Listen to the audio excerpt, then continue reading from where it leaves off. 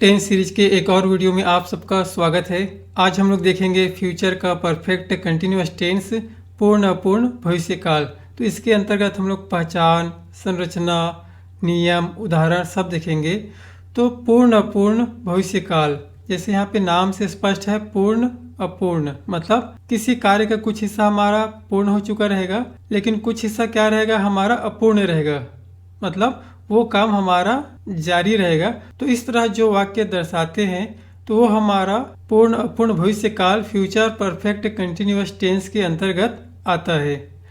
तो इसमें पहचान में क्या है, इसमें समय दिया गया रहता है। तो समय के साथ वाक्य के अंत में रहा होगा, रहे होंगे, रही होगी, पढ़ता आ रहा होगा, लिखता आ रहा होगा, या सिर्फ पढ़ता आ रहा होगा, लिखता आ रहा होगा, काम करते आ रहा होगा आदि। मतलब वाक्य से हमको पता चलना चाहिए कि भविष्य में वो काम को पहले से करता आ रहा था और भविष्य में वो कर ही रहा होगा।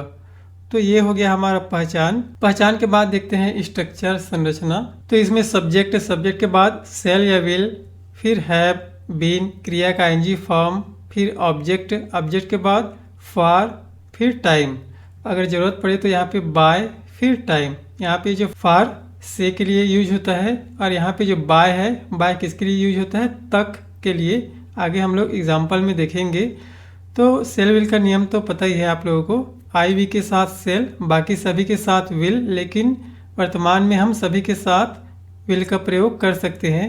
तो अब यहाँ पे फार, तो फार का नियम भी हम लोग देख लिए हैं प्रेजेंट टेंस में। तो फिर भी एक बार देख लेते हैं। फार, यदि वाक्य में कार्य प्रारंभ करने की समय अवधि दी गई हो, मतलब कोई भी कार्य है अगर उसमें समय अवधि दी गई हो, ड्यूरेशन दिया गया हो, तब हम लोग फार का प्रयोग करते हैं। जैसे किस तरह की अवधि, जैसे 5 मिनट से, 2 घंटे से, 3 दिनों से, 4 महीनों से, 10 वर्षों से। तो ये सब क्या है, अवधि है।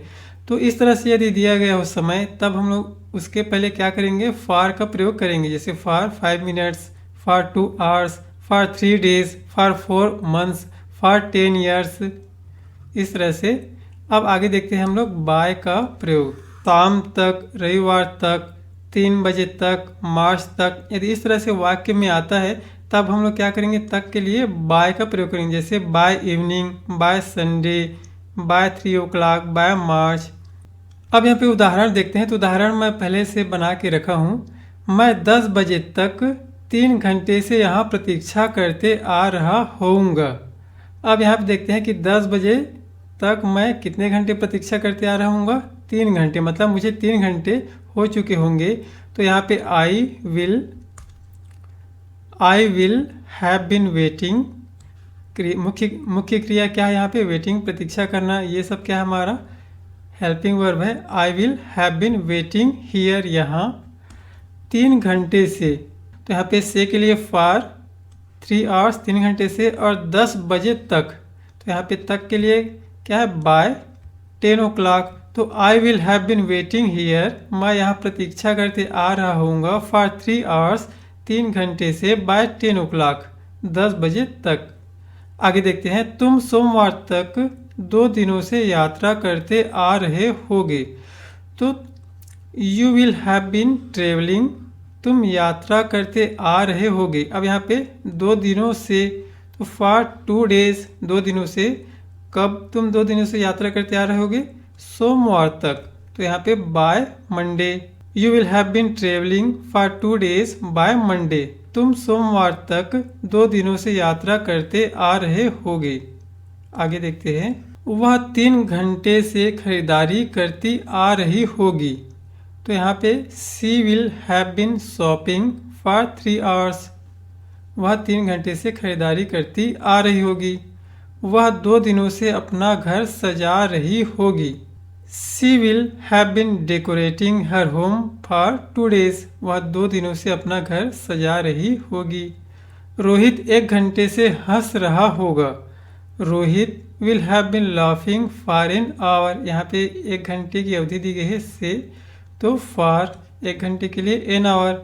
Rohit will have been laughing for an hour. तो ये था कुछ उदाहरण फ्यूचर का परफेक्ट कंटिन्यूअस का। तो आगे यहाँ पे आप लोग मुझे नीचे जो दिया गया है वाक्य, तो इसको मुझे बना करके दिखाना है कमेंट बॉक्स में। हम 2 घंटे से पढ़ रहे होंगे, या पढ़ते आ रहे होंगे। वे 8 घंटे से कार चला रहे होंगे।